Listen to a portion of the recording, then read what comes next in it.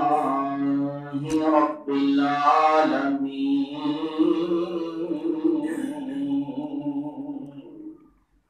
والصلاة والسلام على سيد الأنبياء والمرسلين أما بعد فأعوذ بالله من الشيطان الرجيم بسم الله الرحمن الرحيم كل نفس ذائقة الموت آمنت بالله صدق الله مولانا العظيم وبلغنا رسوله النبي الكريم الأمين ونحن على ذلك لمن الشاهدين والشاكرين والحمد لله رب العالمين.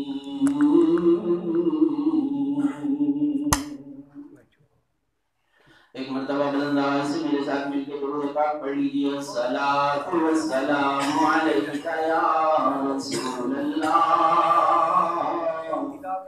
الصلاۃ والسلام علیک یا حبیب اللہ، الصلاۃ والسلام علیک یا نبی اللہ وعلی صحابك يا نور الله. دین جب حشر دے سوال ہوں گے، دین جب حشر دے سوال ہوں گے، ہم سڑے آمینہ دلال ہوں گے، ہمیں سڑے آمینہ دلال ہوں گے، اور دیڑے رہدے پڑھ دے درود آپ تے. اب جو درود شریف پڑھتے رہتے ہیں وہ خوشخبری سن لیں کہ جیڑے رہدے پڑھ دے درود آپ تے، جنت وچ مصطفیٰ دے نال ہون گے، جنت وچ مصطفیٰ دے، جنت وچ مصطفیٰ دے نال ہون گے. اور سانو بخشوان لئی خدا دے سامنے، سانو بخشوان لئی خدا دے سامنے، سیدہ دے نکے نکے بال ہون گے. کہ سیدہ دے نکے نکے بال کیویں چھڑاون گے، کیویں ساری بخشش دا ذریعہ ہون گے؟ کہ میرے نبی صلی اللہ تعالیٰ علیہ وسلم کی جو نسل پاک ہے، میرے امام فرماتے ہیں کہ یا رسول اللہ صلی اللہ تعالیٰ علیہ وسلم تیری نسل پاک میں ہے بچہ بچہ نور کا. تیری نسل پاک میں ہے بچہ بچہ نور کا، تو ہے عین نور تیرا سب گھرانہ نور کا. یا رسول اللہ تجھے اللہ نے عین نور بنایا ہے اور تیرا سارا گھرانہ اللہ نے نور کا بنایا ہے. سانو بخشوان لئی خدا دے سامنے، سیداں دے نکے نکے بال ہون گے. یہ جو ہمارے رشتے ہیں نا، ان کی قدر و قیمت ہم نہیں جانتے ہیں. میاں محمد بخش رحمۃ اللہ تعالی علیہ حدیث شریف والے آپ فرماتے ہیں کہ رشتوں کی کیا قدر ہے، ذرا ان کی زبانی سماعت کیجیے. رشتوں کی کیا اہمیت ہے. ہم تو ذرا سی بات پر 2 مرلے زمین کے لیے بھائی کے ساتھ کاٹ لیتے ہیں، بہنوں کے ساتھ ختم کر لیتے ہیں، رشتے ختم کر دیتے ہیں. جنازے میں نہیں آنا میرے میں، ہاں میرا جنازہ پڑھنے نہیں آنا، باپ سے ہمیشہ کے لیے بات ختم، سسرال میں جا کے آباد ہو گیا ہے، بیوی بچے لے گیا ہے، وہ پوتی پوتے کو دیکھنے کو ترس رہا ہے. وہ ذرا ذرا سی بات پر خاندان بچھڑے ہوئے ہیں. ذرا سمجھے تو صحیح ان رشتوں کی قدر کیا ہے. میاں محمد بخش رحمت اللہ تعالی علیہ فرماتے ہیں کہ بچھڑ جاون ویر جیاں دے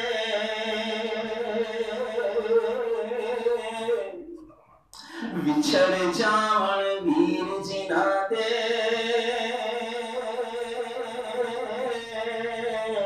تے کون روے پھر تھوڑا. اے جنہاں دے کل ویر بچھڑے نے وہ روندے رہے ہیں, وہ بیٹھ کے روندے پے ہیں, انہاں دی اکھاں وچوں ہنجو نہیں پے مکدے. وجہ کیا ہے؟ ویر بچھڑ گئے. اے بھائی ہوندا ہے نا, اے ویر ہوندا ہے تے ویر دی قدر ویر ہی جان دے ہوندے ہیں. ہم تو ذرا ذرا سی بات پر چھوڑ دیتے ہیں نا بھائیوں کو. میاں محمد بخش رحمت اللہ تعالی علیہ کیا فرماتے ہیں؟ بچھڑ جاون ویر جنا دے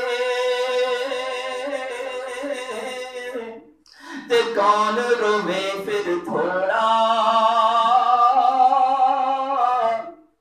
روگاں وچوں روگ محمد تے جس دا نام وچھوڑا. روگاں وچوں روگ محمد تے جس دا نام وچھوڑا. باپ مرے سر خالی ہوندا, بچے دا سر خالی ہو جاندا ہے. اتوں دا جڑا آستاں ہوندا ہے, بچے دے سر دی جڑی چھت ہوندی ہے وہ گر جاندی ہے جس ویلے باپ مردا ہے. باپ مرے سر خالی ہوندا تے ویر مرے کنڈ خالی. اگر باپ مر جائے نا تو سر کی چھت ہٹ جاتی ہے, لیکن اگر بھائی مر جائے تو پیٹھ کا سہارا دور ہو جاتا ہے, اس کا سہارا اور آسرا ختم ہو جاتا ہے. جو اس کی پیٹھ کو مضبوط کرتا ہے وہ بھائی چلا جاتا ہے. باپ مرے سر خالی ہووے. میرے نبی صلی اللہ تعالی علیہ وسلم نے ارشاد فرمایا, کوئی یتیم بچہ دیکھو نا تو شفقت سے اس کے سر پر ہاتھ پھیر لیا کرو, شفقت سے خالی ہاتھ پھیر لیا کرو.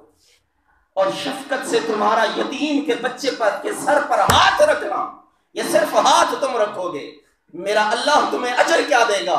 تمہارے ہاتھ کے نیچے جتنے یتیم کے بال آئیں گے اتنی نیکیاں اللہ عطا فرما دے گا, اتنی نیکیاں اللہ رب العالمین عطا فرما دے گا. یہ کتنی عظمت کی بات ہے. کھانا نہیں کھلایا یتیم کو, سینے نہیں لگایا یتیم کو, خالی اس کے سر پر ہاتھ رکھا ہے. اگر کوئی یتیم کو سینے سے لگائے گا میرا رب اس سے کتنا راضی ہوگا.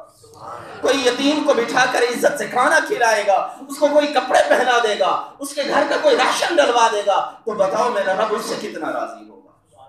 تو یتیموں کا سہارا بنے, یتیموں کا آسرا بنے. تو میاں محمد بخش رحمت اللہ تعالی علیہ فرماتے ہیں, باپ مرے سر خالی ہوندا تے ویر مرے کنڈ خالی. ماما باج محمد بخشا کون کرے رکھوالی. ماما باج محمد بخشا کون کرے رکھوالی.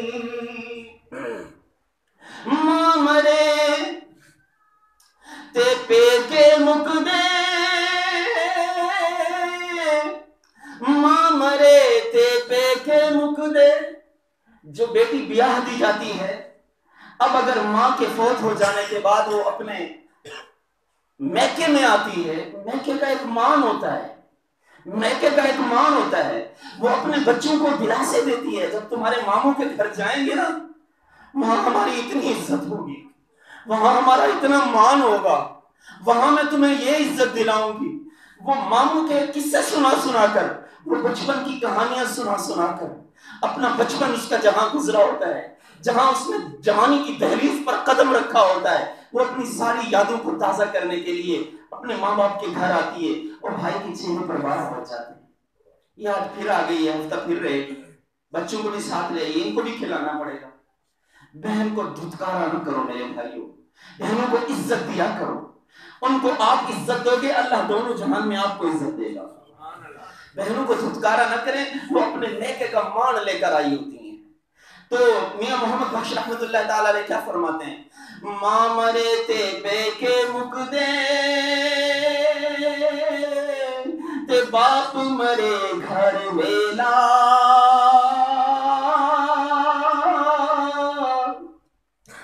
ماں مرے تے بے کے مک دے تے باپ مرے گھر ویلا،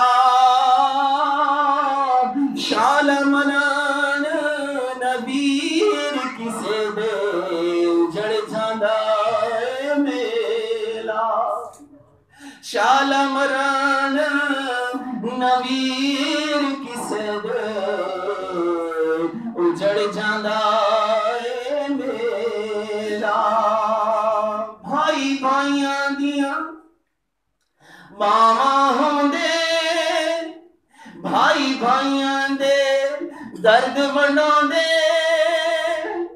آج تو ہم نے درد بانٹنے ختم کر دیے نا، بھائی تو بھائی کا درد بانٹتا ہے، خوشیاں بانٹتا ہے۔ آج ہم نے خوشیاں بھی اکیلے کرنا شروع کر دی ہیں، درد بھی اکیلے سہنے شروع کر دیے ہیں، کوئی کسی کا درد نہیں بانٹ رہا، ہر ایک اپنا اپنا راستہ لے کر کے چل رہا ہے۔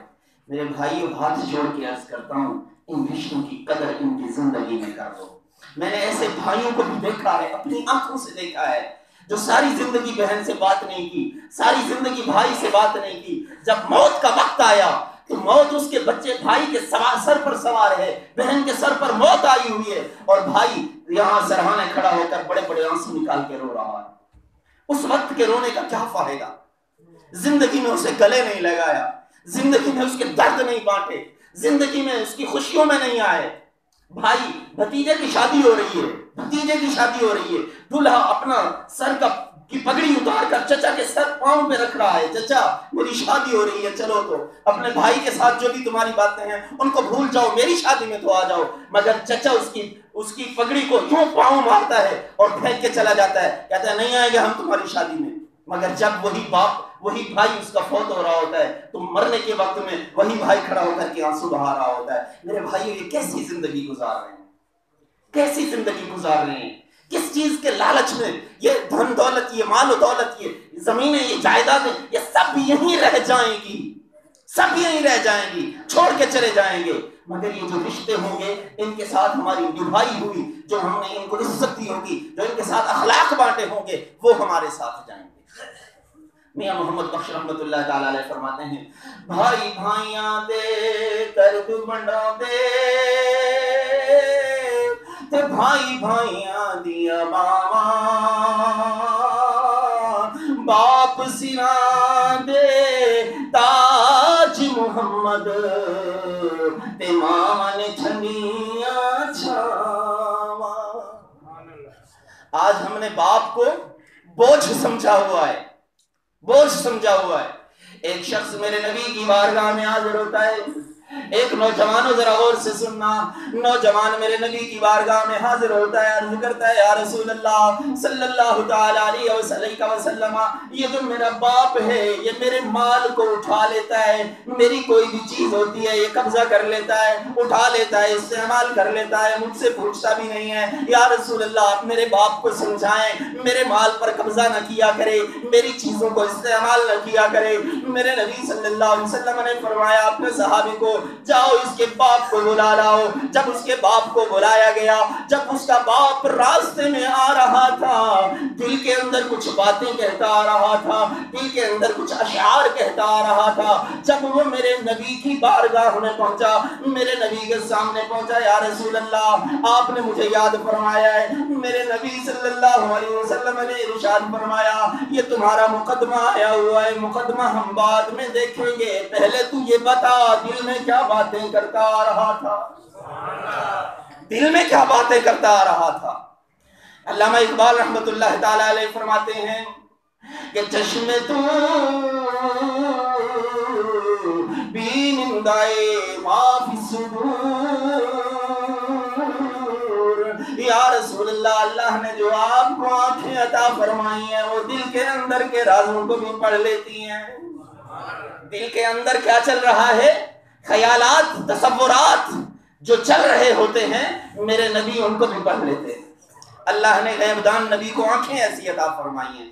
تو میرے نبی صلی اللہ علیہ وسلم نے اس شخص سے پوچھا بتا تو دل میں کیا باتیں کرتا آ رہا تھا. اس شخص نے دل کی باتیں بتائیں. عرض کی یا رسول اللہ صلی اللہ تعالی علیہ وسلم میں یہ کہتا آ رہا تھا یہ بچہ، یہ میرا بیٹا آج کمانے لائق ہو گیا ہے، آج کھانے لائق ہو گیا ہے، آج روپیہ اور پیسہ دم دولت کما رہا ہے. یہ جب پیدا ہوا تھا یہ اپنے چہرے سے مکھی بھی ہٹا نہیں سکتا تھا، مکھی بھی نہیں ہٹا سکتا تھا. جب یہ پیدا ہوا تھا کمزور تھا، میں خود بھوکا رہا، اسے کھلاتا رہا، خود دھوپ میں پڑا رہتا تھا، اسے چھاؤں دیتا تھا، خود پیاسا ہوتا تھا، اسے پلاتا تھا. میں نے اس کے لیے ساری اس کی خدمتیں کی ہیں، میں نے اس کے لیے ساری مصیبتیں اٹھائی ہیں، ساری پریشانیاں اٹھائی ہیں، سب کچھ اس کو دیا ہے. اپنی پاور نکال کر پسینہ بہا کر اس کو میں نے طاقتور بنایا ہے. آج جب میں کمزور بوڑھا ہو گیا ہوں، آج جب یہ طاقت والا ہو گیا ہے، آج جب یہ کمانے اور کھانے لائق ہو گیا ہے، آج یہ مجھے کہتا ہے میرے مال کو ہاتھ نہ لگا.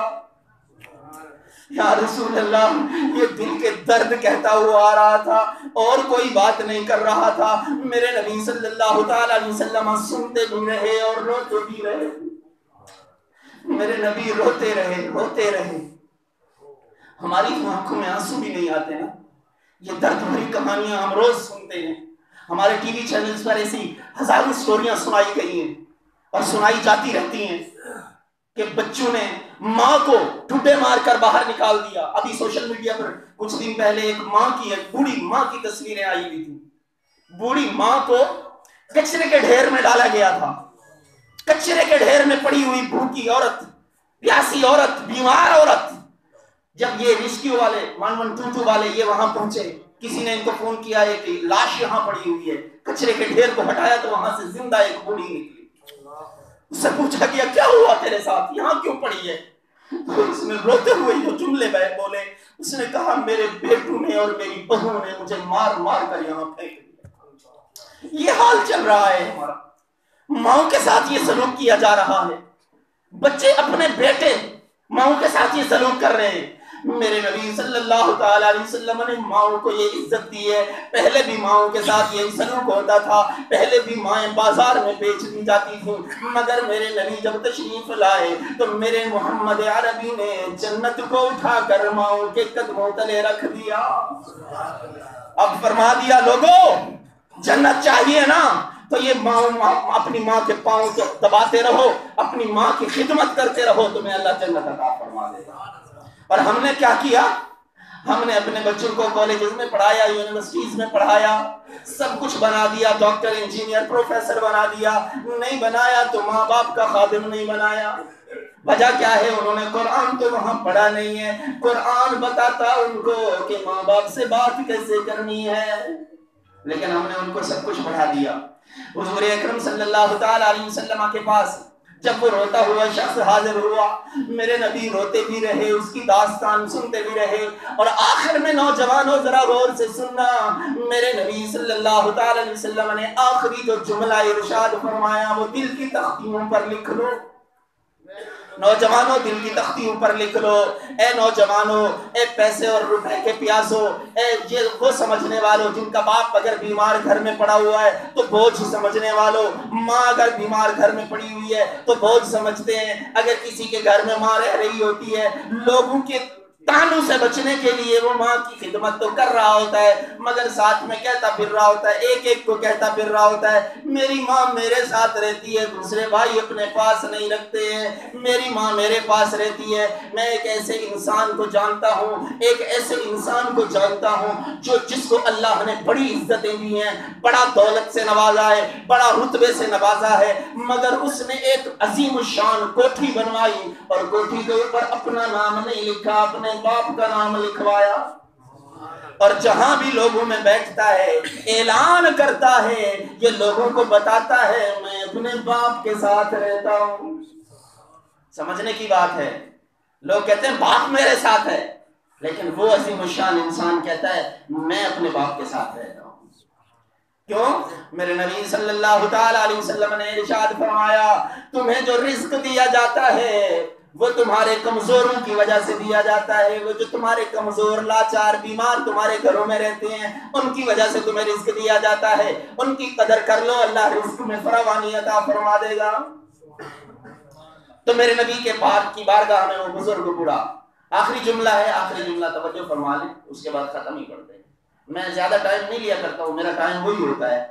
آخری جملہ, میرے نبی صلی اللہ تعالی علیہ وسلم کے پاس وہ شخص روتا ہوا آیا, وہ بوڑھا بیمار جس کا بیٹا مقدمہ دائر کر کے کھڑا ہوا تھا, شکایت کر کے کھڑا ہوا تھا کہ میرا باپ میرا مال لے لیتا ہے, مجھ سے پوچھتا بھی نہیں ہے, میری چیزیں استعمال کر لیتا ہے, یا رسول اللہ اسے منع کیجئے. میرے نبی صلی اللہ تعالی علیہ وسلم نے اس نوجوان کو بلایا, وہ جو شکایت کرنے والا نوجوان تھا, اس سے ارشاد فرمایا اے نوجوان غور کر لے, انتا و مالکا لابیکا, جا تو بھی اور تیرا سارا مال بھی تیرے باپ کی ملکیت ہے.